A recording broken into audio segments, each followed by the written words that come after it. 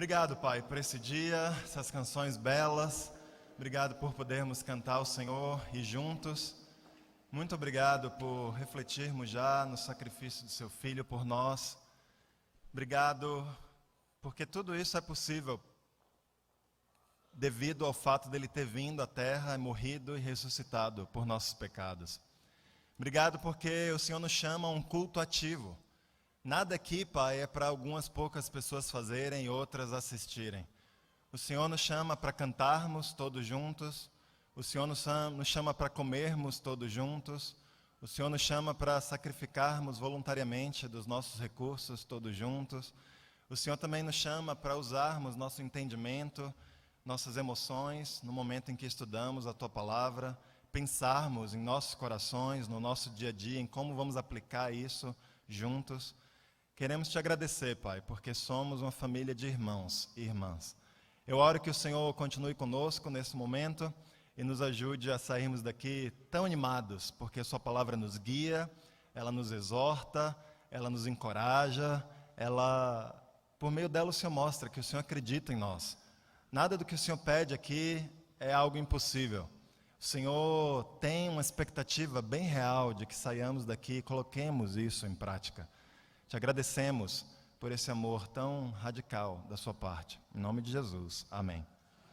Eu trago saudações dos universitários. Eles estão lá na conferência dos universitários em Salvador, que começou na quinta. Eu e Ana tivemos a oportunidade de ir lá, passamos quinta, sexta e voltamos ontem à noite. E eles estão bem empolgados, estão sendo desafiados com seus planos e com o que vão fazer da vida. Hoje à tarde os jovens vão estar aqui também em seu culto. É tão emocionante, não? Ver nossos filhos crescendo e ver nossos filhos e outros jovens tomando a decisão de servir a Deus e de seguir seu próprio caminho, dedicando suas vidas, dedicando aquilo que é mais precioso de suas vidas a Deus. Isso nos encoraja, nós que somos um pouquinho só mais velhos, a tomarmos decisões parecidas, a continuarmos sacrificando e a continuarmos dando todo o nosso coração para o nosso Deus, amém? Vamos ler em Isaías capítulo 6. Eu compartilhei essa mensagem com os universitários lá e eu queria compartilhar com todos nós aqui hoje também. Isaías no capítulo 6, apesar de ser o capítulo 6, essa história que nós vamos ler aqui, na verdade, é o começo do ministério de Isaías. Fala como Isaías foi chamado por Deus para profetizar. Isaías profetizou durante o reinado de 3 reis, e ele foi um dos profetas que por mais tempo falou ao povo de Israel. Em Isaías capítulo 6, no versículo 1, a Bíblia fala o seguinte: no ano em que o rei Uzias morreu, eu vi o Senhor sentado num trono alto e elevado. O seu manto se estendia pelo templo inteiro, e em volta dele estavam serafins. Cada um deles tinha 6 asas. Com 2 eles cobriam o rosto, com 2 cobriam o corpo, e com as outras 2 voavam. Eles diziam em voz alta uns para os outros: Santo, Santo, Santo é o Senhor Todo-Poderoso. A sua presença gloriosa enche o mundo inteiro. O barulho das vozes dos serafins fez tremer os alicerces do templo, que foi ficando cheio de fumaça. Então eu disse: ai de mim, estou perdido, pois os meus lábios são impuros, e moro no meio de um povo que também tem lábios impuros. E com os meus próprios olhos vi o Rei, o Senhor Todo-Poderoso. Aí um dos serafins voou para mim, segurando com uma tenaz uma brasa que havia tirado do altar. Ele tocou a minha boca com a brasa e disse: agora que esta brasa tocou os seus lábios, as suas culpas estão tiradas e os seus pecados estão perdoados.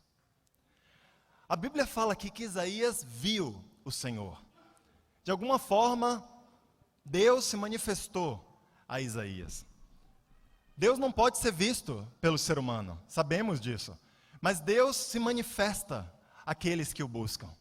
Deus abre os olhos do coração de qualquer pessoa, naquela época e hoje, que tem o desejo de enxergar Deus. E Isaías viu a Deus. Quando Isaías viu a Deus, viu Deus sentado em cima de um trono. Ele estava em controle de tudo. No versículo 1, A Bíblia fala que Isaías teve essa visão na época em que o rei Uzias morreu. Na época em que o rei de Israel morreu, um bom rei. E medos vêm à nossa cabeça, instabilidades vêm quando há troca de governo, a gente está experimentando isso na pele, não é verdade? Mas Deus estava comunicando para Isaías, eu continuo em controle de tudo, Isaías, eu continuo em controle de Judá, eu continuo no controle do Brasil, apesar de a coisa parecer desgovernada em tantos momentos. Deus estava falando para Isaías. Na visão de Isaías, o manto de Deus se estendia por todo o templo. O manto de uma princesa, de um rei, na antiguidade, significava, e até nos dias de hoje, a importância daquela pessoa. Vocês lembram, não sei quantos de vocês estavam vivos nessa época, mas lembra quando a princesa Diana casou? O manto da princesa Diana tinha, se eu não me engano, 6 metros. Imaginou 6 metros de manto, porque ela estava casando com o príncipe da Inglaterra. Mas o manto de Deus era muito mais do que 6 metros. Ele enchia todo o templo. Porque Deus queria comunicar, não há nada mais importante nesse mundo do que eu. Não há nenhum pensamento, não há nada que possa ocupar nossas mentes, que seja mais relevante do que pensamentos a respeito de Deus. Quando a gente medita sobre Deus, nós estamos meditando sobre aquilo que é mais digno, que é mais relevante, que é mais importante que existe nesse mundo. Isaías viu serafins cantando e adorando a Deus. Serafins eram anjos. Ao contrário do que a gente imagina, esses anjos tinham 6 asas, 3 pares de asa. E quando você estuda sobre a reação de pessoas vendo anjos nas Escrituras, olha, essas pessoas sempre ficavam aterrorizadas. Anjos não são que nem um anjinho da Turma da Mônica, aquele anjinho fofinho que você quer apertar a bochecha. Anjos eram figuras assustadoras. E Isaías tem essa reação. Ele vê anjos e ele treme, ele fica com medo, porque ele vê relances da vida espiritual. Isaías teve uma visão de como Deus é adorado nos céus. E ele treme, assim como aconteceu com vários de nós aqui.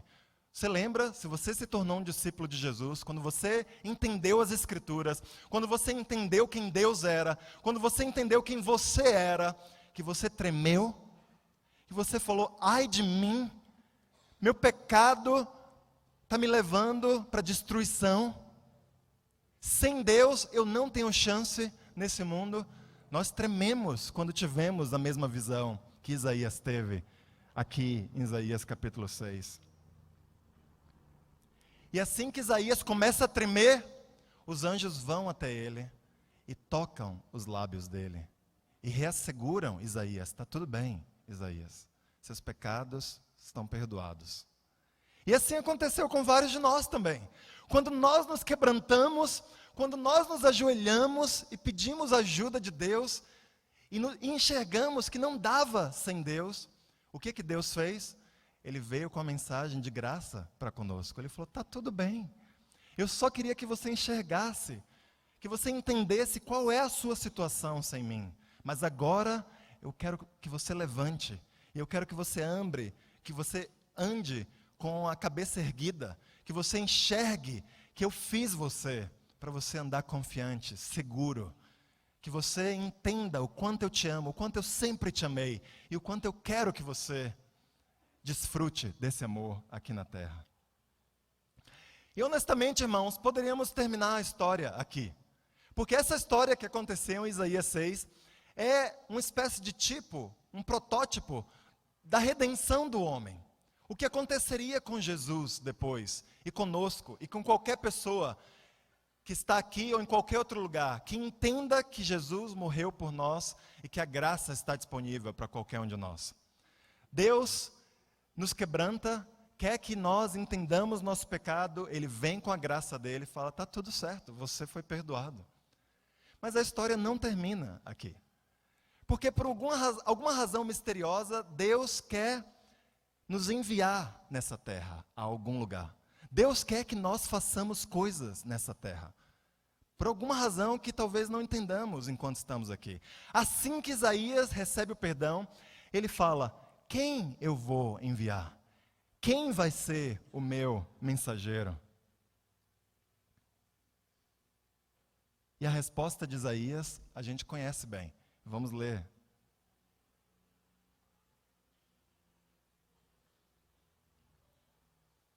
No versículo 8. Quando Deus pergunta: quem é que eu vou enviar? Quem será o nosso mensageiro? Isaías fala: aqui estou eu, envia-me a mim.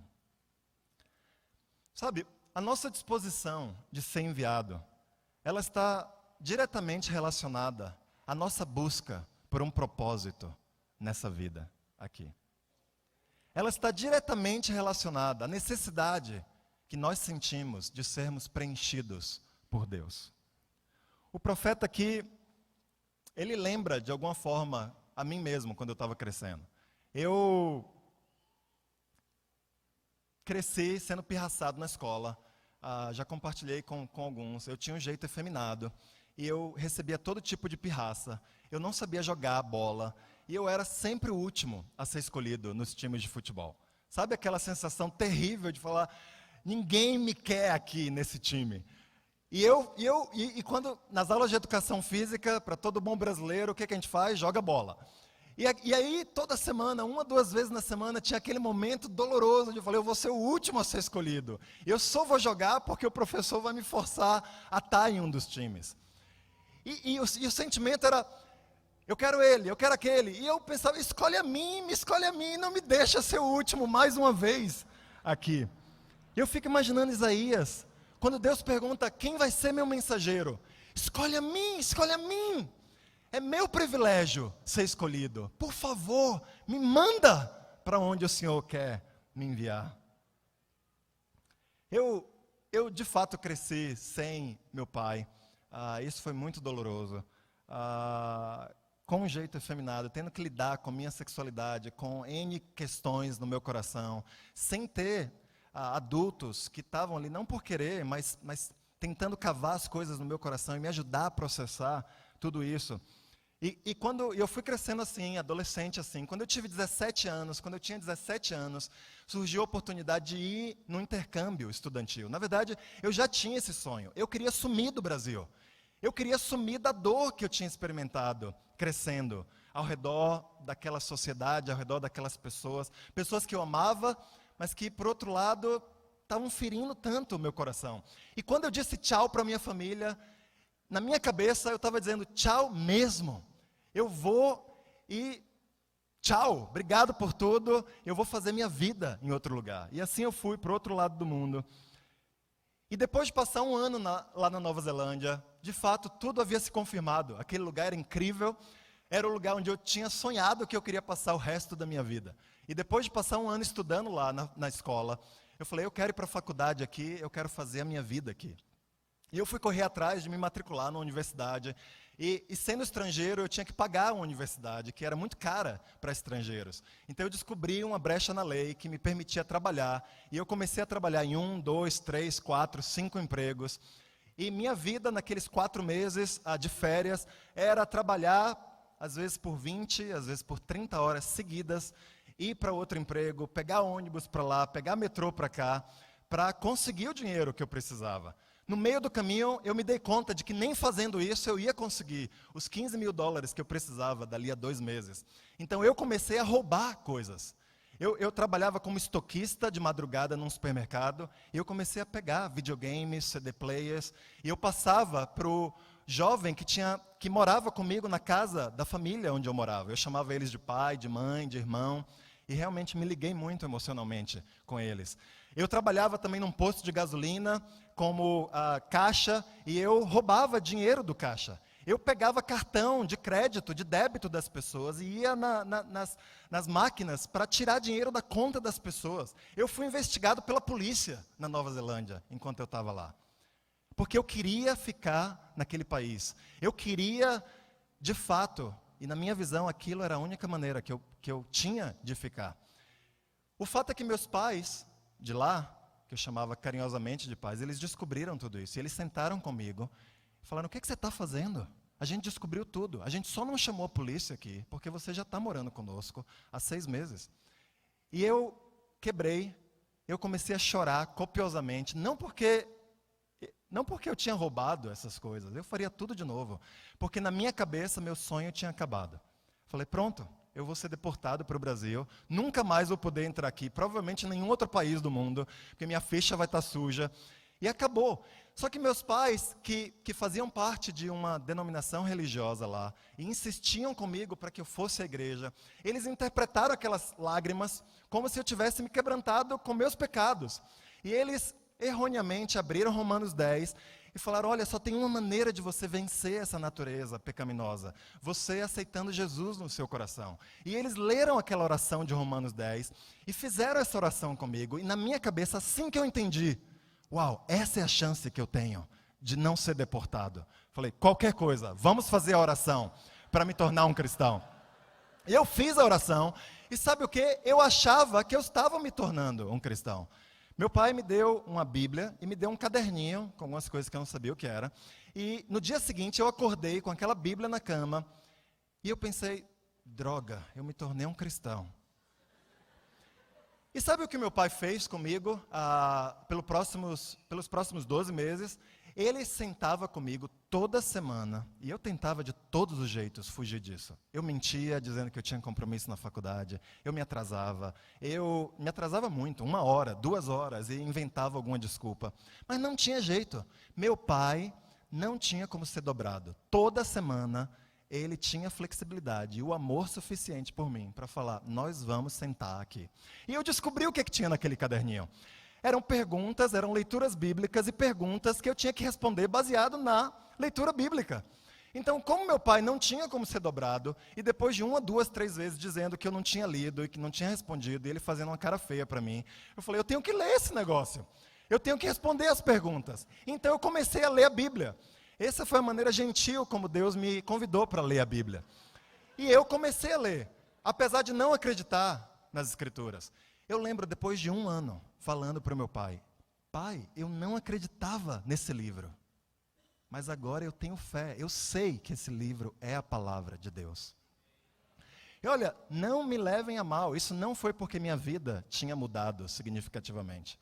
Minha vida não tinha mudado, eu continuava com pecados muito parecidos, apesar de ir à igreja domingo atrás de domingo. Eu tinha uma vontade louca de usar drogas, por exemplo. E uma vez, eu estava lá, nesses anos, no cemitério que ficava ao lado da minha faculdade, e uns amigos meus foram fumar maconha, e eu falei, eu quero ir. E eu fui lá, fumei um baseado, me encontrei depois com outros amigos em outro lugar da cidade, fumei mais um pouco com eles, e eu estava lá com aquela sensação maluca, chegando em casa, e meu pai me encontra lá, todo inquieto, dizendo, você está atrasado, a gente vai para a palestra do pastor X, que veio da Austrália para pregar na igreja. E eu, tá bom, eu fui lá com ele, ouvindo a palestra do fulano de tal, drogado. E o efeito da maconha passou, e durante a palestra, ele começou a falar sobre entregar a vida a Jesus, sobre dar a vida para Jesus. E eu falei, eu estou aqui numa palestra cristã, tendo usado drogas, eu preciso dar minha vida para Jesus. Eu fui lá no altar, no chamado que eles fizeram, voltei, meu pai me abraçou e sussurrou para mim, eu estou orgulhoso de você, filho. Esse era o nível de engano e de falta de arrependimento que existia na minha vida. Depois de 3 anos vivendo essa vida dupla, eu decidi voltar ao Brasil. Apesar de a Nova Zelândia realmente ter me oferecido tudo isso, eu sentia um vazio crescente em meu coração. Eu não sabia o que era. Falei, eu tenho tudo que eu sonhei em ter. Eu tenho um país desenvolvido. Eu estou me formando com notas maravilhosas. Eu já recebi bolsa de estudo aqui. Eu tenho ofertas de emprego. Eu tenho amigos. Pela primeira vez, pessoas não estão me pirraçando por causa do meu jeito. Eu, de fato, tinha decidido mudar alguns maneirismos e realmente me tornar, agir de forma mais máscula. E o que sobrou ainda de coisa estranha, eles achavam que era porque eu era brasileiro. Então, desculpa, brasileiros, se eu queimei o filme da gente lá. Eu posso dizer que, por outro lado, eu era bem querido, então...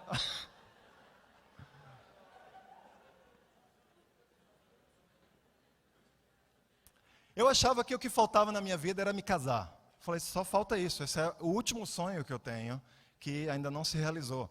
E como eu tinha problemas com minha sexualidade, eram poucas as garotas que eu imaginava com quem eu poderia casar. E eu tinha tido uma namorada aqui no Brasil que gostava muito de mim, e ela sabia das minhas lutas, e ainda assim gostava de mim. Então eu falei, eu tenho que casar com essa garota. E eu voltei para o Brasil para casar com ela, falando, eu vou casar com ela, eu vou levar ela para Nova Zelândia depois, e lá a gente vai ser feliz para sempre. E obviamente Deus tem planos que fogem ao nosso entendimento, porque eu voltei, e poucos meses depois eu tinha me tornado um cristão. E essa minha ex-namorada se tornou uma cristã também, está firme até hoje.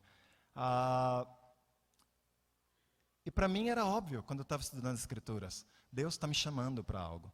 E sem nem conhecer Isaías 6, no meu coração era, eu quero, eu vou aonde Deus está me chamando. 5 meses depois, eu estava todo animado como cristão, sonhando, pô, vou me matricular naquela turma de grego para aprender profundamente as Escrituras. Quando um irmão me convida, você pode liderar um grupinho aqui de pessoas? Eu falei, quem é o grupinho? É esse bate-papo, esse ministério universitário de 40 pessoas e esse grupo de jovens de 60. E na minha cabeça, Deus estava falando, quem eu vou enviar? E eu estava, por favor, envie a mim. Eu quero, eu vou. Eu não sei como fazer isso, eu estou morrendo de medo, mas eu quero fazer o que Deus quiser de mim. E a gente passou 2, 3 anos incríveis aqui em São Paulo, em grupos universitários, em grupos de jovens. A carta em 2003 chegou, eu e Ana estávamos noivos, e a gente decidiu que a gente iria voltar para Brasília. Não voltar, ela iria voltar, eu iria ir. Ela é de lá, e a gente não conseguia emprego aqui, conseguiu só subempregos, e lá a gente foi então, e passamos 10 anos lá naquela igreja. Por alguns anos muito desanimados, como a gente já falou aqui outras vezes, mas em 2009, um pouquinho antes, o casal de líderes que estava lá foi convidado para ir para outro lugar, e ele nos convidou, falou, vocês podem liderar a igreja. E na minha cabeça era claro, quem eu vou enviar? Não era um homem me chamando, era Deus perguntando, quem vai ser meu mensageiro? E no meu coração era certa a resposta, por favor, eu aqui, envia-me a mim. Eu não me sentia adequado. Eu sabia que eu não ia conseguir fazer aquele trabalho sozinho. Eu fui pedir ajuda de outros 3 irmãos.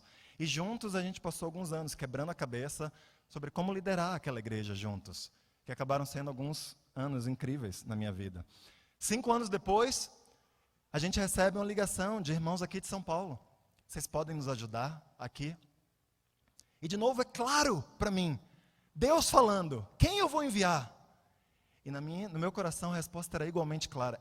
Por favor, me envia, eu quero ir. O privilégio é meu de ir e ser enviada. E a gente está aqui quebrando a cabeça juntos, novamente, sobre como liderar essa igreja juntos. Olha, eu quero ter certeza que você não me entende mal.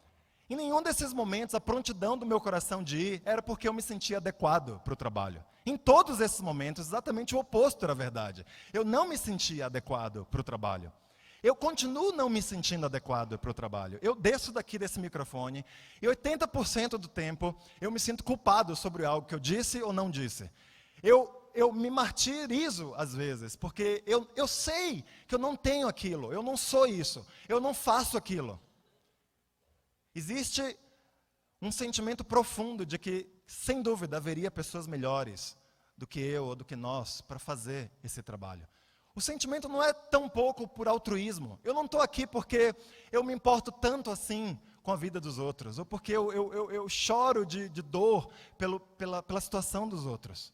Eu luto para fazer isso, eu sou um discípulo, eu quero ter misericórdia, mas não é isso que me motiva. Não tem compaixão suficiente no meu coração para me motivar a sacrificar nesse nível.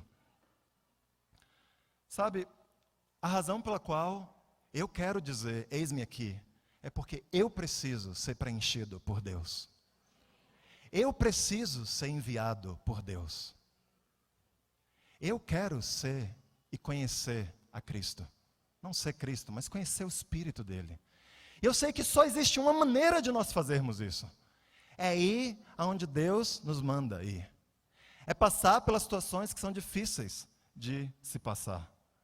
Quando Deus convida a mim e a você para ir, é porque Ele quer que nós conheçamos mais dele.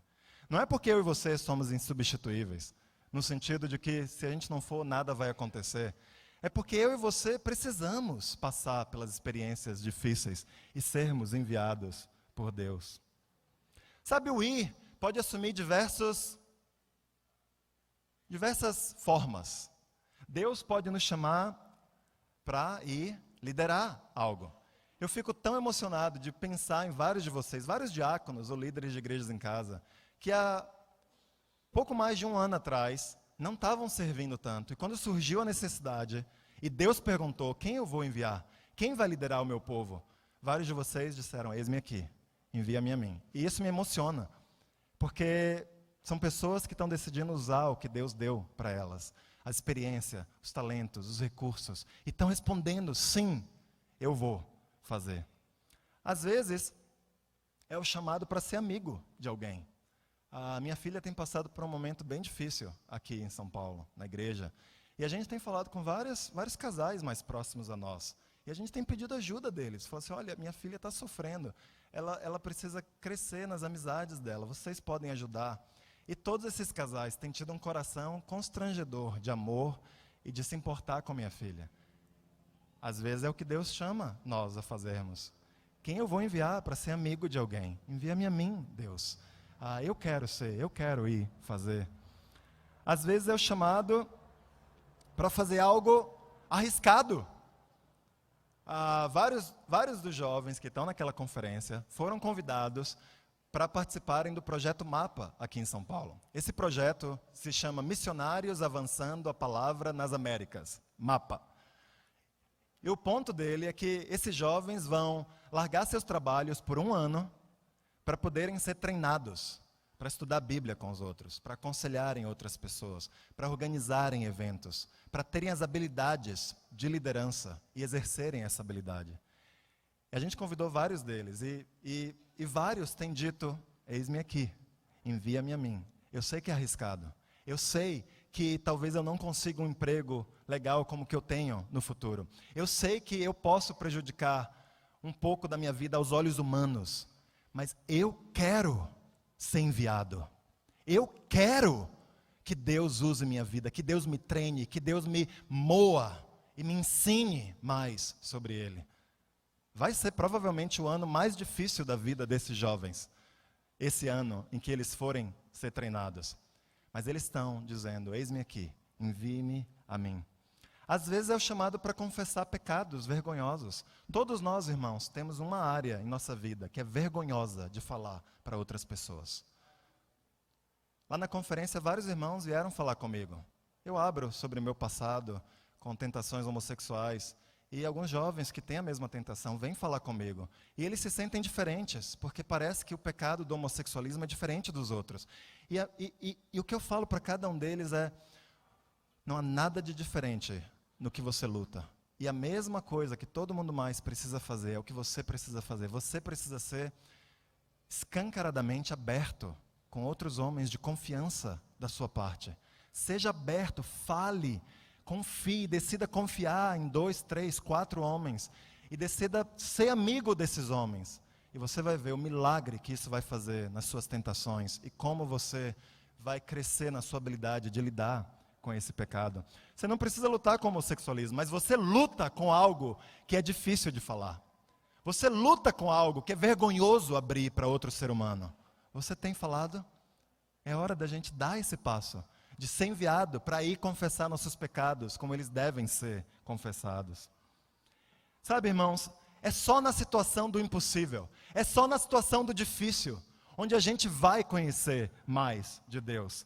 Nessas situações fica claro que nós não temos o suficiente para vencer.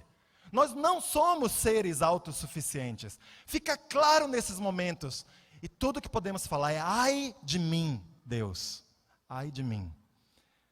Vários de nós temos medo de deixar nossos sonhos. Vários de nós lideramos no passado. Você recebeu um presente de Deus. Você recebeu um dom de liderança. E vários de vocês estão jogando isso na lata do lixo. E você fala, mas liderar é muito difícil. A gente liderava de uma maneira equivocada no passado. É verdade. E que tal aprender a liderar de uma maneira correta, mais certa aos olhos de Deus. Mas a pior coisa que você faz é jogar um presente que Deus te deu. Se você tem dons de liderança e você não está usando, você está pegando algo que Deus deu e jogando fora. E isso vai ser contabilizado por você. Alguns de nós estamos com medo de abraçar uma situação difícil, de ir resolver um conflito, de ir lidar com algo que está sendo desafiante na nossa vida. Deus está perguntando: quem eu vou enviar? Quem vai ser o meu mensageiro nesse mundo? Eu não sei qual é o próximo passo que Deus vai pedir de mim e da Ana. Para onde a gente vai da próxima vez? Ou para que situação difícil a gente vai? Mas eu sei que no meu coração, eu quero ter o desejo de falar, seja lá o que Deus me pedir, eis-me aqui, Deus, envia-me a mim, por favor, eu preciso do Senhor, eu quero conhecer mais sobre Cristo. O alvo da minha vida é ser preenchido por seu Espírito. Irmãos, o mesmo desejo que eu tenho para a minha vida, é o meu desejo que eu tenho para a vida de cada um de vocês aqui. Alguns aqui estão estudando a Bíblia, e Deus está perguntando para você, quem eu vou enviar? E é hora de alguns de vocês dizerem, aqui eu vou ser cristão, eu vou ser um discípulo, eu vou vencer, seja lá o medo que eu tiver, seja lá o desafio que eu tiver que experimentar, ou que passar, para conseguir me reconciliar à sua cruz. Eis-me aqui, envia-me a mim. Obrigado, irmãos.